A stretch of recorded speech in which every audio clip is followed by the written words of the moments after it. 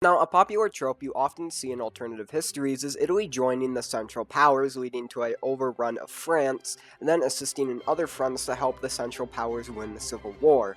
Well, I'm here to talk about why this wouldn't happen, but it would also likely backfire on the Italians and lead to an Entente victory, but this time dragging another power down with it as well. First thing that we need to get out of the way is the fact that the Italy of our timeline was never actually going to join the Central Powers, as for the simple fact that, well, Italy had much more closer alignment to the Entente than it did the Central Powers. Yes, it did sign the Triple Alliance with Austria-Hungary and Germany, but that was specifically defensive and didn't apply to the situation facing World War I. Not to mention, by the time that had been signed, Italy much closer aligned with the Entente than it did that of Germany. While yes, Italy did have interest in pieces of French land, I'd argue it had bigger interest in land of Austria-Hungary than it did that of France. Not to mention, from a diplomatic standpoint, this would look really awkward. Justifying a war against Italy's oppressor made sense, but justifying a war against the nation that legit helped you reunify seems a little backstabby. Hell, I'd argue it would turn off other nations from interacting with Italy, as they would see Italy not of that of a good ally, but that of a opportunistic nation that will align itself against you if it needs the land. Not to mention, if Italy struggled this badly towards Austria-Hungary while being in the Entente of our timeline, then why would they do any better against France while being aligned with the Central Powers? Now, many neglect this by saying, well, because France was already suffering from the Schlieffen Plan, they wouldn't have enough units to redivert down south.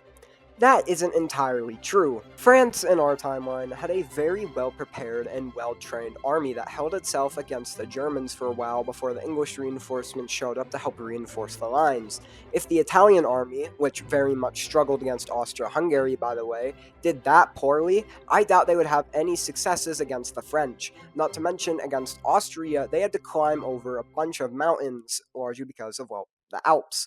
And guess what? They have to do the same thing here. Except this time, Italy is fighting the much better prepared and better trained French army that isn't really distracted with fighting Serbia and Russia at the same time. While yes, France would indeed be stressed, English reinforcements would also help reinforce the lines down in Italy. I have heavy doubts that Italy would actually be able to pull off something like a naval invasion of Corsica or break through the Alps in record time like the Germans with their Schlieffen Plan, as again, Italy itself was very incompetent, and not just in World War II.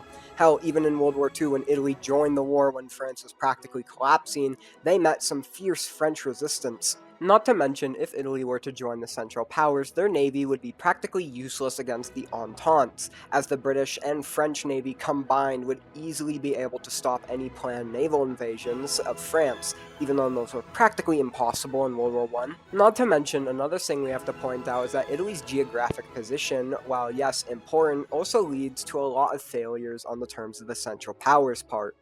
Italy itself, ignoring the mountains that it has to cross in order to fight the French, is going to have to deal with the fact that the British and French Navy can practically show up across their shore and bombard them, as a large majority of their cities and or land is coastal. Now, I know what some of you are asking. Why can't Italy simply receive assistance from other Central Power members like Germany or Austria, and therefore receive more troops that help overflood the southern French border? Well, here's why it wouldn't go like that. First off, Germany and Austria are currently fighting two fronts at once here and likely don't have too many units to spare for the Italians.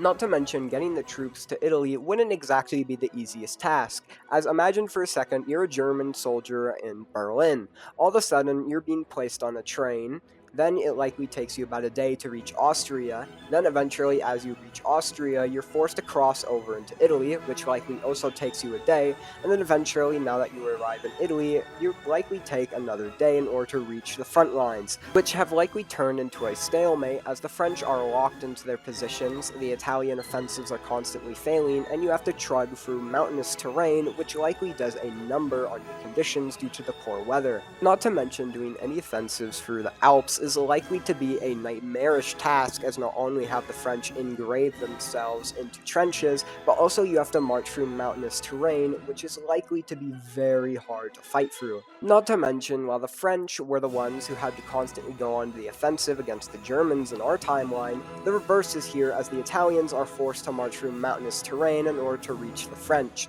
which likely doesn't turn out very well for them. Plus, if you're a German general, which one seems more appealing to you? Marching through mountainous terrain in order to try and break through southern France and reach zero key cities, or try and break through the north again and reach Paris, which is the crown jewel of France.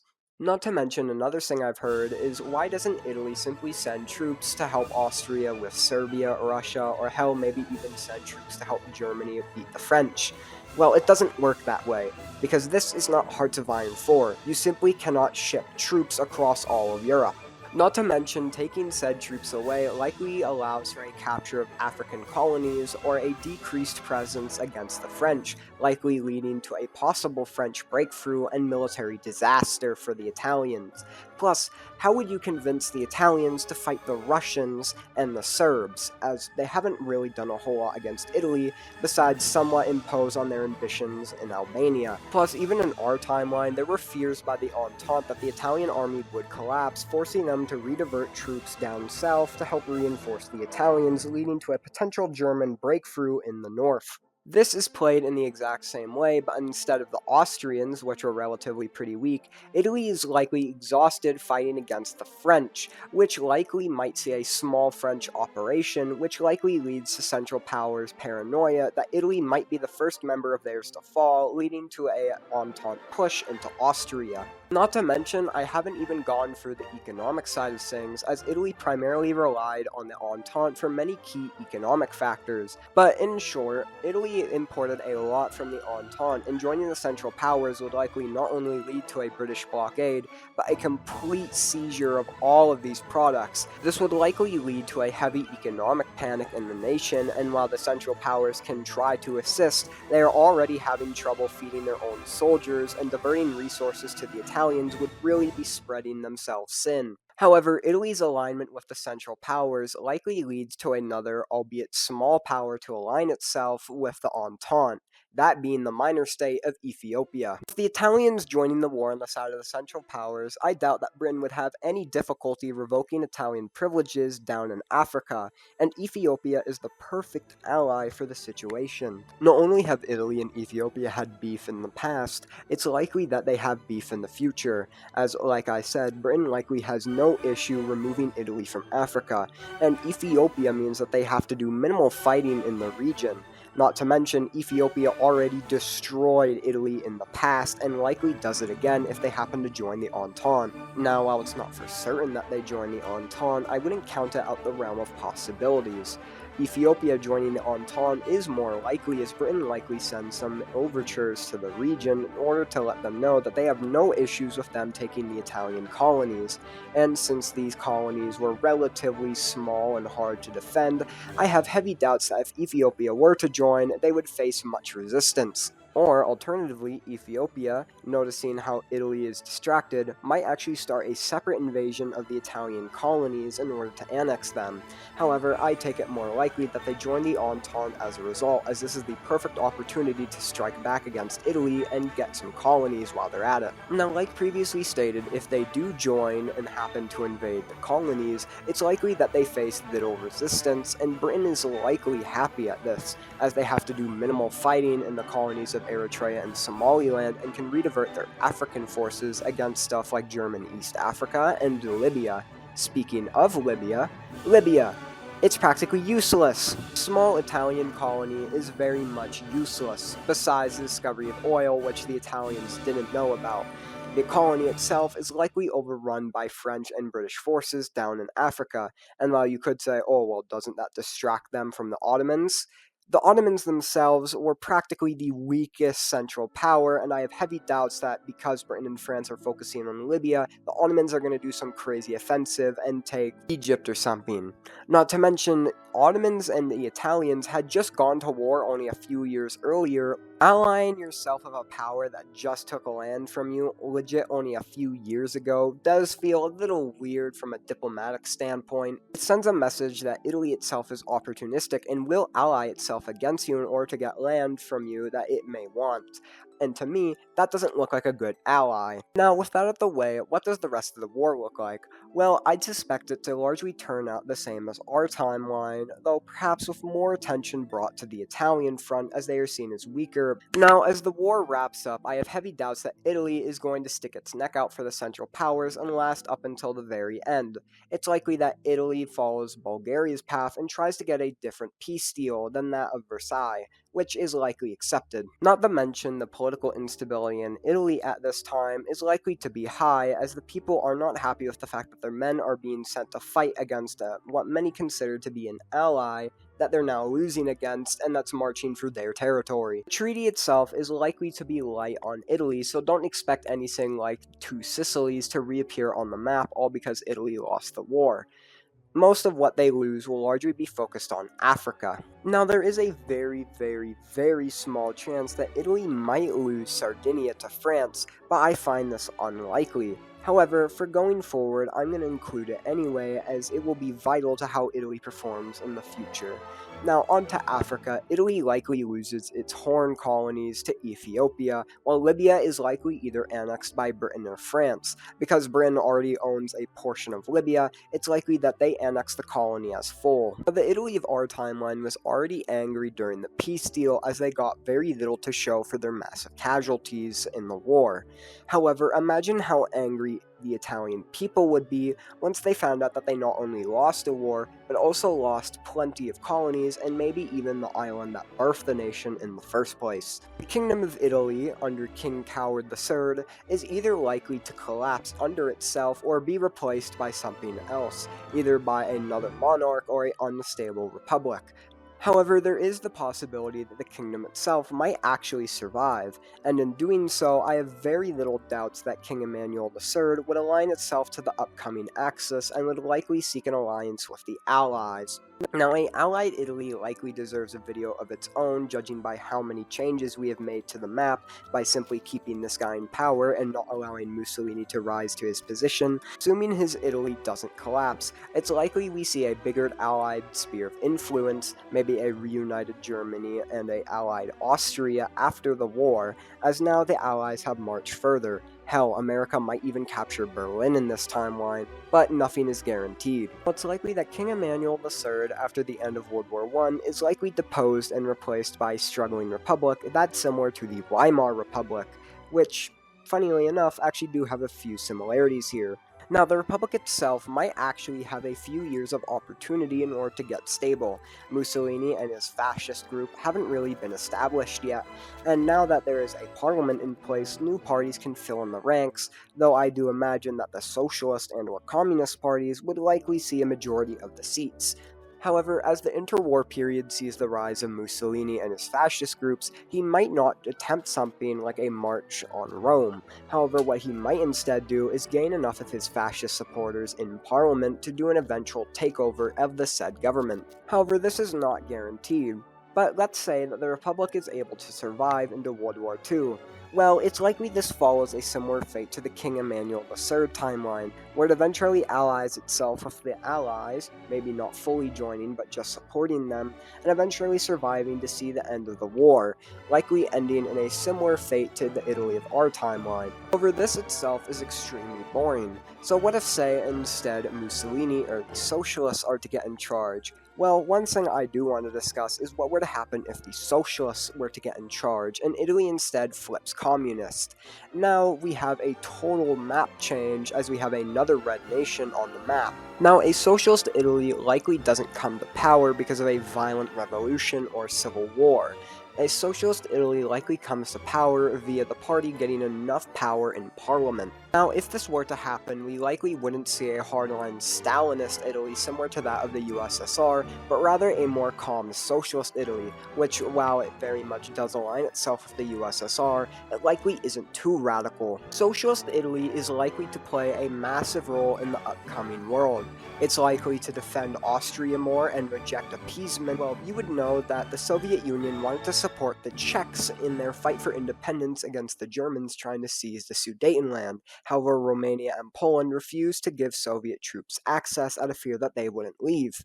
Well, now that dynamic might actually be swapped now that there's a communist Italy that's probably going to be very outspoken about Germany's expansion. While they might allow for the Anschluss of Austria to slide, as they're likely going to be focusing on their stuff internally, I have a feeling that they would probably be, at the very least, heavily outspoken against the German annexation of the Sudetenland. Soviets, instead of needing to send aid through Romania and Poland, who didn't allow Soviet troops to move through, might instead try and send aid to the socialist Italians, who they believe as a good gateway to the Reich, since they literally border them. Tensions in a scenario like this are likely to get high, as the Germans demand the Sudetenland, but the Soviet Union and Italy both oppose this. Britain and France try and jump in to defuse the situation, but whether if they do or do not is entirely up to the possibility of diplomacy.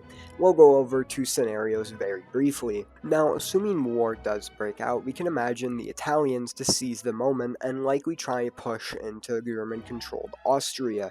The German army is likely positioned around the Sudetenland and will be unprepared for this conflict, as the German army during the Czech conflict wasn't exactly up to par with the Germany that started World War II. Now, we can imagine the Soviet Union to support the socialist Italians through trading routes for the Black Sea and Mediterranean.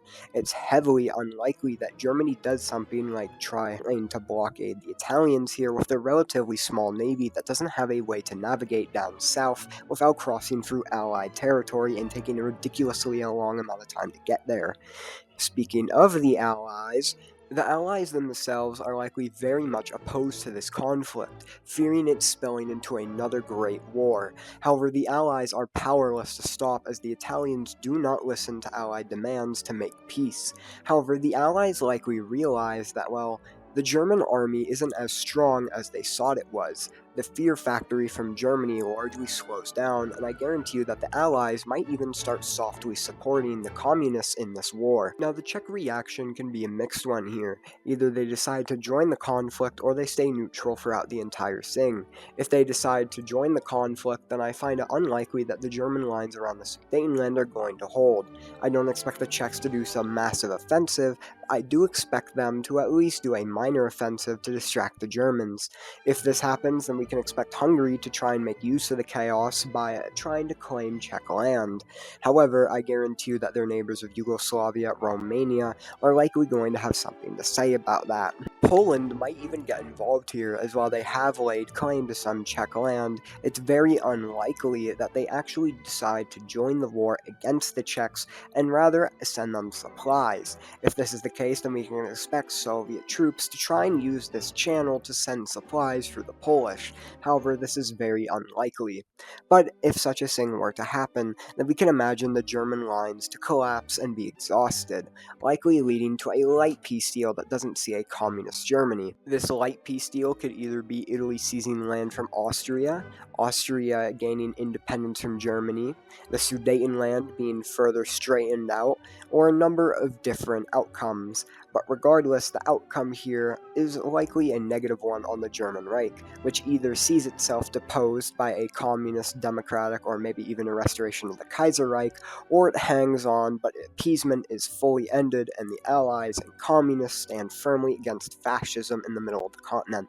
However, if we assume appeasement still goes through like our timeline, then we can imagine the communist Italy plays a vital role to the World War II of our timeline, as not only would they not be expansionists towards any of their neighbors, they also likely play a open conflict in Operation Barbarossa. We likely see a reverse of the King Emmanuel III scenario, where instead of a large Allied Europe, we have a large communist Europe. In a real wacky scenario, we might see communism stretch all the way from Gibraltar down to Vladivostok, while in more tame scenarios, we might see communism go from Rome to Berlin to the Scandinavian countries and engulfing all of Eastern Europe, while the West largely remains untouched. Now, while these two scenarios are very much likely, but still somewhat uncertain, we have the scenario that I am not only most confident about, but also I talked to one of my Italian friends about this exact scenario, about what if Italy joined the Central Powers and lost World War I, and he also thinks that this is the most likely outcome. So hey, if the Italian thinks it's it, then the Italian is probably right. Now, that outcome is quite simple. You know him, you love him, it's the big, fat, bald baby. It's likely that Mussolini plays a heavy role in the government, as his influence over the country cannot be denied. However, I'm here to talk about what were to happen if he got in power in the same way and had to deal with the heavily humiliated Italy of our timeline. Now, Mussolini is likely to keep the nation on track with our timeline, but with a major difference: more hatred towards the French and British. And in doing so, it most likely allows Italy to align itself closer to that of Germany as soon as Hitler takes power. This leads to some pretty big changes. The closer partnership between the two likely leads to a few ripple effects, meaning that when the fall of France happens, it's likely that Mussolini might get his desired lands out of France, being some parts that border Italy, Corsica, and likely Sardinia back. However, the most interesting prospect to me about this alternative World War II is how many things we have simply changed by having Italy lose. And that is, well, look at the map. If you look, you can see Italy doesn't have a gateway to Greece because they do not own Albania, and they also do not have any colonies in Africa, meaning that anything resembling an African front like we know it likely does not exist. Now, the first major change is the fact how, well, again, there is no African front like we know it. Vichy France is practically doomed down in Africa, as not only does Ethiopia own the minor colonies of Somalia and Eritrea, meaning that there's nothing to distract the British with on the Horn of Africa, but they also own Libya, meaning that there is a much easier way to supply the Free French forces down south. Now, this isn't a guarantee, but it is very likely that Vichy France actually gets called into World War II on the side of the Axis, meaning that there is an African front. It's just heavily reduced and heavily favors the Allies. Now, the Balkan front, if there even is one in this timeline, is likely radically changed because we have removed any Italian actions in Greece, unless Mussolini really wants to naval invade Greece, but I find that heavily unlikely. Now, the first point I want to tackle is an argument some people have about how the Balkan front took away crucial months that could have been used in Operation Barbarossa before the winter hit.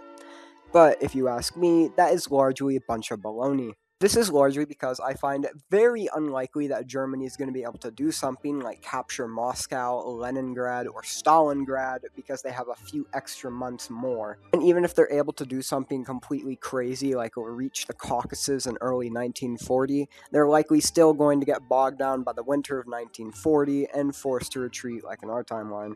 Now, another thing we often see in discussions here is that Italy's war on Greece isn't what led to the Balkan front, but rather the fact that Yugoslavia had a coup in it. And while this is partly true, well, Mussolini's invasion of Greece was still part of it. But regardless, removing Italy's invasion of Greece still has massive ripple effects across the Balkans, and we're going to go over them. First off, Germany is still likely to find allies in Hungary and Romania, and whether or not an invasion of Yugoslavia still happens is to be determined. Now, Italy, who likely isn't all too bothered with anything right now, does likely join this invasion of Yugoslavia and might achieve their goals of seizing the Adriatic. Now, depending on how much of the Mediterranean Italy actually receives here, they might even have a land bridge to Albania, meaning that they can either pressure Albania into joining them or invading Albania itself, which I can tell you right now isn't likely to go over well. However, assuming Italy doesn't get all of the Dalmatian coast, it is likely that Italy leaves Greece and Albania alone while not really having a sufficient way of reaching them. This could leave room open for Italy to instead go after somebody else, perhaps Switzerland? Now again, this is largely just a hypothetical, but Italy not having to deal with stuff like the African front and or Balkan front does leave them open for some other adventures around the globe. Although I can tell you right now, I doubt that they're going to be very successful in them. But enough of the European affairs, which are likely mimicking our timeline, though the Balkans are still different. The African front likely shakes up this war to its core, for the main reason that Italy isn't in Africa to hold off the British. Rommel and his Africa Corps, as you famously know, did wonderfully against the British, but not only is that just gone now because Rommel is likely fighting in Europe on the Eastern Front, there is no African front as we know it. The African front is likely to end earlier, possibly in 1941, which can only mean one thing. The gateway to Europe is open before the Soviets. Now, the war is likely to still play out the same. America is likely to join, the Germans are likely to stall out in Soviet Russia, but the Allies now have an earlier springboard into Europe. Italy is still likely to be the first to be invaded, following up with a civil war that tears the nation apart, but it happens even earlier in our timeline, meaning that pressure is already being placed on the Germans, as they are not only failing to deal with the advancing Soviets, but also another invasion of the European continent is being planned. Greece and Albania, assuming that they haven't been subjugated by the Italians, are likely to join the Allies, while Bulgaria, who might not have even joined the Axis, depending on the invasion of Yugoslavia, might join the Allies as well. Now, assuming that Greece and Albania do join the Allies, this is once again putting up more pressure on the Germans, and while the Greek and Albanian armies weren't anything too crazy, they do offer up more distractions from the Germans, who are also having to deal with the Yugoslav partisans led by Tito. Now, with all of this building up, it's likely that the rest of the war still plays out the exact same, but with a massive difference. The Allies are going to be reaching Germany first, not the Soviets. Now, I don't really need to go over the rest of the war, because, let's be honest here, I think you already know what the outcome is, so let's instead skip towards the peace deal. What would it look like? Well, it might actually look really interesting here, as depending on the British and American attitudes, we could either see something similar to our timeline or something completely different. This also depends on how far the Allies actually go towards before they link up with the Soviets. I can imagine that the Allies likely reach most of Germany and probably a bit of Poland before the Soviets eventually link up with them. Meanwhile, on the Balkans, most of Yugoslavia will have been liberated by Tito, but also parts of the southern Balkans will have been liberated by Greece and Albania, meaning there's quite a few interesting outcomes here. Now, an outcome that I see here is that Germany might not be split in two, and rather might be unified under one. I see it as a possible outcome that Poland might be the one getting split here, as the Allies likely follow the Silesian border that the Germans had with the Polish, but split it into West Poland and East Poland, while Poland is likely to absorb Prussia.